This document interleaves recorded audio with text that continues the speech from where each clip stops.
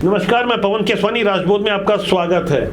शराब घोटाले मामले में भूपेश बघेल के बेटे चेतन बघेल के विरुद्ध ईडी ने 7,000 पन्नों का चालान पेश किया है। 4 बंडल में लाए गए 7,000 पेज में वो सारे सबूत हैं जिससे चेतन बघेल की मुसीबतें आगे और ज्यादा बढ़ सकती है। यहाँ गौर करने वाली बात यह है कि ईडी ने तो 10 मार्च 2025 को छापेमारी की थी, लेकिन 18 जुलाई को गिरफ्तारी की थी। जिस तारीख से गिरफ्तारी हुई तब से चेतन बघेल जेल में है। इस 18 जुलाई की तारीख से 1 साल पहले 19 जुलाई 2024 को भी चेतन बघेल का नाम एक जानलेवा हमले में आया था। इस बारे में मैं आपको आगे बताऊंगा। फिलहाल जब बात शराब घोटाले की हो रही है तो गहराई से समझना होगा। मजबूत प्रभावों से लैस चेतन बघेल की ओर से मजबूत वकील भी खड़ा किए गए थे। एसीबी और ईओडब्ल्यू की गिरफ्तारी से बचने के लिए चेतन बघेल ने हाई कोर्ट में अग्रिम जमानत की याचिका लगाई थी, लेकिन एसीबी के वकील ने इस याचिका का विरोध करते हुए ये दलील दी कि याचिका सीधे हाई कोर्ट में लगाई गई, जबकि सुनवाई स्पेशल कोर्ट में होनी थी। इसके बाद चेतन बघेल की ये अग्रिम जमानत की याचिका जस्टिस अरविंद वर्मा की सिंगल बेंच ने खारिज कर दी। सिर्फ शराब घोटाला ही नहीं बल्कि चेतन बघेल के विरुद्ध तो कोल लेवी मामले में वसूली के अलावा महादेव सट्टा ऐप वाले मामले में भी लाभार्थी आरोपी के रूप में जांच हो रही है। इन 3 मामलों के अलावा चौथा भी आरोप है, वो है कि हवाला के जरिए जो मनी लॉन्ड्रिंग की गई उसमें भी चेतन बघेल आरोपी है। लेकिन 4 में से 3 मामलों की जांच पूरी हो चुकी है, जिसमें शराब घोटाले वाले मामले में ही चेतन बघेल फिलहाल जेल में है। वैसे यहाँ समझना होगा, चेतन बघेल की अपनी कोई एक पहचान है तो वो ये है कि वो भूपेश बघेल के बेटे हैं। वो भूपेश बघेल जो 5 साल मुख्यमंत्री रहे, उनके मुख्यमंत्री कार्यकाल में ही चेतन बघेल के अलावा भूपेश बघेल के बेहद करीबी हमराज पप्पू बंसल और विजय भाटिया सरीके लोगों की देखरेख में शराब घोटाले की रकम चेतन बघेल तक पहुंचाई गई, जिसके लिए उस समय के आबकारी मंत्री कवासी लखमा को अपने कान आंख नाक बंद करने की हिदायत दी गई। वैसे तो कवासी लखमा खुद को अनपढ़ बताकर बचने की कोशिश करते रहे। फिलहाल बीते 15 जनवरी से वो भी लगातार जेल में है। जेल से बाहर निकलने की उनकी भी सारी कोशिशें बेकार साबित हुई। वैसे संभव भी था कि वो 6-8 महीना जेल काटकर किसी तरह छूट जाते, लेकिन पप्पू बंसल ने ईडी और ईओडब्ल्यू जैसी संस्थाओं को जो सबूत दिए, मजबूत साक्ष्य दिए, उन सबूतों से भूपेश बघेल के पैरों से जमीन खसक गई। यहाँ आसानी से समझने वाली बात यह है, पप्पू बंसल को 2 साल तक जांच एजेंसियां तलाशती रही, लेकिन विजय भाटिया की निशानदेही पर जब पप्पू बंसल पकड़ में आया तो उसके पकड़े जाने के कुछ दिनों बाद ही वो आजाद यानी छुट्टा घूम रहा है, भरपूर सहयोग कर रहा है जांच एजेंसियों को। उसके उस सहयोग में ढेर सारे वो सबूत हैं जहां से चेतन बघेल का जेल से छूटना बहुत मुश्किल नजर आता है। भूपेश बघेल उनके बेटे चेतन बघेल से जुड़ी गिरफ्तारी की खबरों को हमने पहले भी कई बार दिखाया। हमारी खबरों के कमेंट सेक्शन में जाकर उनके समर्थक लगातार हम पर आरोप लगाते हैं और बोलते हैं कि हमारी उनसे कोई निजी या जाति दुश्मनी है, तो हम इस बात का पुरजोर खंडन करते हुए बड़ी जिम्मेदारी के साथ इस बात को कह रहे हैं कि ऐसा बिल्कुल भी नहीं है। आज तो नई दुनिया ने प्रथम पेज पर उन्हीं बातों को लिखा जिन पर हमने पहले भी कई वीडियो बनाए। साफ तौर पर नई दुनिया ने पहले पन्ने पर फ्रंट पेज में लिखा है, शराब घोटाले के संगठित गिरोह का सूत्रधार था चेतन बघेल। ईडी के हवाले से यह खबर नई दुनिया ने बड़ी जिम्मेदारी के साथ लिखी है। साथ ही इसी खबर में बॉक्स में नीचे लिखा है, चेतन को मिलती थी हिसाब किताब की रोजाना रिपोर्ट। इससे आप अंदाजा लगा सकते हैं जिन बातों को हम लगातार अपने वीडियो के माध्यम से बड़ी जिम्मेदारी से बता रहे थे, उस पर नई दुनिया जैसे देश के जिम्मेदार अखबार ने भी प्रथम पेज में खबर छापकर अपनी मुहर लगा दी है। ईडी ने शराब घोटाले और मनी लॉन्ड्रिंग मामले में चेतन बघेल के 16 करोड़ 70 लाख रुपए के ट्रांजैक्शन को मजबूती से अपने 7,000 पेज के चालान में प्रस्तुत किया है। साथ ही वो सबूत भी पेश किए हैं जिसमें बताया गया है शराब घोटाले से मिले ब्लैक मनी को रियल एस्टेट प्रोजेक्ट में किस तरह से इन्वेस्ट किया गया है। ईडी के मुताबिक चेतन बघेल ने ब्लैक मनी को व्हाइट करने के लिए फर्जी निवेश दिखाया था।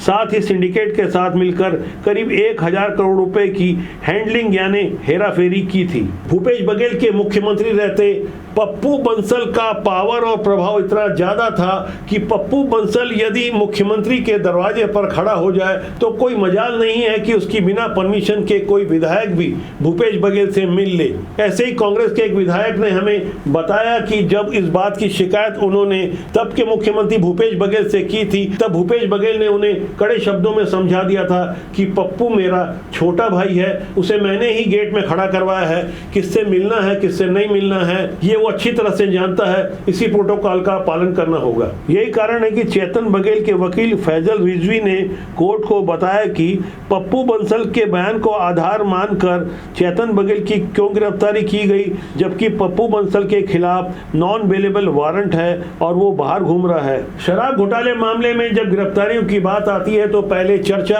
अनिल टुटेजा, एपी त्रिपाठी और अनवर ढेबर की ज्यादा होती थी, लेकिन उसके बाद तो पुराने आबकारी मंत्री कवासी लखमा जेल चले गए। इस तरह से गिरफ्तारियों की सूची में वो सबसे आगे आ गए। लेकिन जब चेतन बघेल की गिरफ्तारी हुई तो अब ज्यादा चर्चा चेतन बघेल की होती है। 18 जुलाई से जेल में है, जबकि मैंने विश्लेषण की शुरुआत में 19 जुलाई 2024 की चर्चा की थी। दरअसल इस तारीख का भी चेतन बघेल से गहरा संबंध है। इस तारीख को चेतन बघेल के घर के बहुत नजदीक यानी करीब 100-200 मीटर दूर स्थित शासकीय खूबचंद महाविद्यालय में पढ़ाने वाले assistant professor doctor Vinod Sharma के ऊपर हमला हुआ था। ये हमला कोई और नहीं बल्कि चेतन बघेल के बेहद करीबी, दिन रात उसके आगे पीछे रहने वाले प्रोबी शर्मा और उसके साथियों ने रीवा के भाड़े के गुंडों से करवाया था। इस मामले में पुलिस ने 48 घंटे के भीतर ही भाड़े के गुंडों को गिरफ्तार कर लिया, लेकिन आंध्रा से चेतन बघेल के बेहद करीबी साथी प्रोबी शर्मा, धीरज वस्त्रकार और शिवम मिश्रा को जब गिरफ्तार किया तब तो सारी बातें शीशे की तरह साफ हो गई। उसके बाद भूपेश बघेल के बेटे चेतन बघेल और उनकी बेटी दीप्ति बघेल को भिलाई 3 थाने लाकर पूछताछ की गई थी।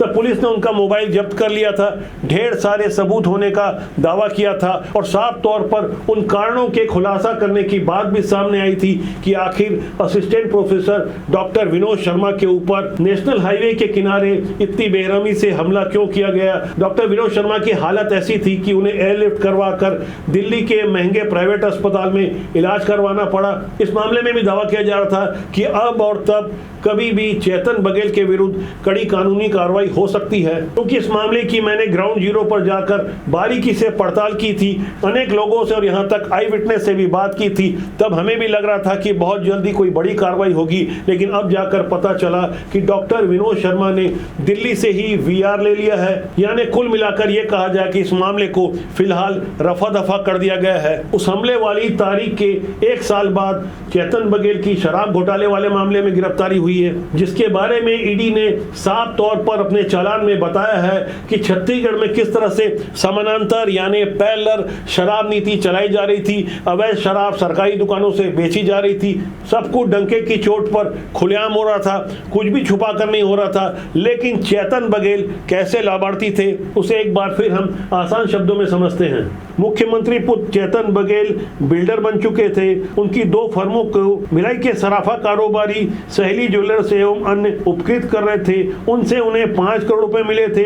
दरअसल ये रकम शराब घोटाले की कैश की रकम थी जो बिना ब्याज के उन्हें दी गई थी। भला कोई सराफा कारोबारी बिना ब्याज के किसी को 5 करोड़ की नकदी क्यों देगा। इतना ही नहीं, भिलाई के इस ज्वेलर्स ने चेतन बघेल के प्रोजेक्ट में से 80 लाख के 6 प्लॉट खरीदे थे। इसी तरह उनके राजदार पप्पू बंसल उर्फ लक्ष्मी नारायण बंसल ने ईडी और ईओडब्ल्यू को बता दिया है कि उसने चेतन बघेल के साथ मिलकर किस तरह से 1000 करोड़ रुपए का कैश हैंडल किया जो शराब घोटाले से आया था। इतना ही नहीं बल्कि पप्पू बंसल ने तो यह भी बता दिया कि अनवर ढेबर से पैसे लेकर वो दीपेन चावड़ा के जरिए चेतन बघेल को कैसे पैसे पहुंचाता था। वही शराब घोटाले की नकदी राम गोपाल अग्रवाल जो कि कांग्रेस के कोषाध्यक्ष रहे और भूपेश बघेल के तांत्रिक के श्रीवास्तव को भी पैसे पहुंचाए गए। बघेल डेवलपर की विट्ठल ग्रीन प्रोजेक्ट में शराब घोटाले की रकम से कैश में भुगतान होता रहा। चेतन बघेल की कंपनी के खातों में केवल 2 करोड़ 62 लाख रुपए का खर्चा दिखाया गया, लेकिन असली खर्चा तो 13 से 15 करोड़ का था। ये सारी बातें सबूतों के रूप में ईडी ने अपने चालान के माध्यम से प्रस्तुत की है, जिसमें बताया गया कि शराब कारोबारी पप्पू सिंह ढिल्लो जो कि जेल में है, उसने अपने कर्मचारियों के नाम से 5 करोड़ देकर बघेल डेवलपर से 19 फ्लैट खरीदे थे, जिसे ईडी ने पूरी तरह फर्जी बता दिया है। इसकी तारीख भी बताई गई है, 19 अक्टूबर 2020 को यह ट्रांजैक्शन हुआ था। ये सबूत ईडी ने कोर्ट के सामने पेश किए हैं। साथ ही यह भी बताया गया है कि पप्पू ढिल्लों ने खुद की कंपनियां Dhillon city mall, Dhillon drink से पैसा लगाकर बघेल तक पहुंचाया था ताकि ट्रांजैक्शन पर सवाल नहीं उठे। जबकि पप्पू बंसल ने राज उगलते हुए यह भी बताया कि त्रिलोक सिंह ढिल्लो को चेतन बघेल ने पैसे लाने ले जाने के लिए इस्तेमाल किया। इसी तरह चेतन बघेल की कंपनी में उनके करीबी या उन्हें उपकृत करने वाले झूठा निवेश करते थे। इन्हीं निवेश में से जो मजबूत पेपर यानी सबूत मिले, 16 करोड़ 70 लाख के जो ट्रांजैक्शन ईडी को मिले, वो कोर्ट के सामने पेश किए गए, जिसके आधार पर आज की तारीख तक चेतन बघेल जेल में बंद है। दरअसल ये गिरफ्तारी चेतन बघेल की नहीं है, भूपेश बघेल की गिरफ्तारी है, क्योंकि चेतन बघेल की कोई एक पहचान है, तो वो ये है कि वो भूपेश बघेल के बेटे हैं और जब भूपेश बघेल मुख्यमंत्री रहे तब उनके कार्यकाल में इस तरह से खुलेआम शराब घोटाला हो रहा था। भूपेश बघेल के नॉलेज में हो रहा था। क्या उन्हें नहीं पता था कि उनके इकलौते पुत्र चेतन बघेल के माध्यम से वो क्या कुछ करवा रहे हैं? यहाँ यह जानना भी दिलचस्प होगा, क्या भूपेश बघेल को कोई राजनीतिक संरक्षण मिल रहा है जिस वजह से उनकी गिरफ्तारी नहीं हो रही है? लंबे समय से उनके ऊपर गिरफ्तारी की तलवार लटक रही है। राजनीति के कुछ गहरे जानकार जो अंदर खाने की चर्चा करते हैं तो इस बात की सहमति देते हैं, दावा करते हैं भूपेश बघेल अपनी गिरफ्तारी को भी इवेंट बना सकते हैं, राजनीतिक फायदा ले सकते हैं, इसलिए फिलहाल उनकी गिरफ्तारी नहीं हो रही है। तो उसके कुछ बहुत गहरे कारण हैं। वैसे अंदर खाने की जानकारी यह भी है कि पप्पू बंसल ने सिर्फ भूपेश बघेल से जुड़ी हुई जानकारियां ही शेयर नहीं की, बल्कि कांग्रेस के अन्य नेताओं के बारे में भी बहुत कुछ बता दिया है। फिलहाल उनके विरुद्ध कार्रवाई नहीं हो रही है। ईडी के वकील सौरभ पांडे ने भी पप्पू बंसल का नाम लेते हुए साफ तौर पर बताया कि पप्पू बंसल ने ही अपने बयान में बताया कि किस तरह से चेतन बघेल की कंपनी में फर्जी इन्वेस्टमेंट होता था, जिसमें 1000 करोड़ का लेन देन हुआ। इसके बाकायदा सबूत मिले हैं। शराब घोटाले के पैसे को चैनलाइज करके चेतन बघेल तक किस तरह से पहुंचाया जाता था। इसके लिए लीकर स्कैम का पैसा पहले अनवर ढेबर, उसके बाद दीपेन चावड़ा और उसके बाद के श्रीवास्तव और राम गोपाल के अलावा चेतन बघेल तक पहुंचाया गया। साथ ही ईडी के वकील सौरभ पांडे ने यह भी बताया कि शराब घोटाले में जिन लोगों का इन्वॉल्वमेंट है उन लोगों का आपस में बहुत गहरा कनेक्शन है। अनवर ढेबर के पास से मोबाइल चैट और रिकॉर्डिंग मिली है, जिससे जाहिर होता है कि किस तरह से चेतन बघेल तक ये पैसा निर्बाध रूप से पहुंचाया जाता रहा। ईडी की गिरफ्तारी के बाद ईओडब्ल्यू और एसीबी ने भी गिरफ्तारी के लिए स्पेशल कोर्ट में आवेदन लगाया है। ये रिमांड क्यों मांगी होगी आप आसानी से समझ सकते हैं। पहले भी तो कई बार रिमांड लिया जा चुका है, जबकि लंबे समय से चेतन बघेल जेल में है। तो क्या ऐसा माना जाए कि जेल जाने के बाद उनके कुछ ज्ञान चक्षु खुल गए होंगे, या अभी भी कोई ऐसा राज बाकी है जो चेतन बघेल से ईओडब्ल्यू को मिल सकता है, या ईओडब्ल्यू के पास कुछ ऐसे और नए सबूत आ गए हैं जो चेतन बघेल को समझाया जाएगा कि अब बहुत देर हो चुकी है। अब आप सोचिए, छत्तीसगढ़ का यह बहुचर्चित शराब घोटाले वाला मामला शीशे की तरह साफ हो गया है, सारी बातें सामने आ गई है। सबसे बड़ी विडंबना यह है कि इस मामले में कोई और नहीं बल्कि जो 5 साल तक छत्तीसगढ़ का मुख्यमंत्री रहा भूपेश बघेल, वो सीधे तौर पर इन्वॉल्व है। आज उनका इकलौता बेटा उन्हीं की वजह से जेल में है। उनके करीबी मंत्री कवासी लखमा वो भी जेल में है, लेकिन भूपेश बघेल जेल के बाहर जिस तरह की राजनीति कर रहे हैं, जिस तरह की बयानबाजी कर रहे हैं, उसे देखकर आप अंदाजा लगा सकते हैं कि हमारे देश की राजनीति किस स्तर तक चले गई है। शायद यही कारण रहा होगा कि अच्छे लोग राजनीति में आने से बचते हैं, जबकि हमारा मानना है राजनीति बुरी नहीं होती, उसमें काम करने लोग अच्छे या बुरे होते हैं। अच्छे लोग राजनीति में आए, देश और समाज के लिए चिंतन करें। जब तक अच्छे लोग राजनीति में नहीं आएंगे, देश और समाज का भला नहीं होगा और बुरे लोग सिस्टम में काबिज रहेंगे। तो आज के लिए इतना ही। मेरा आपसे आग्रह है कि चैनल को देखें, लाइक करें, प्यार दें, प्यार बांटें, सब्सक्राइब करें। नमस्कार।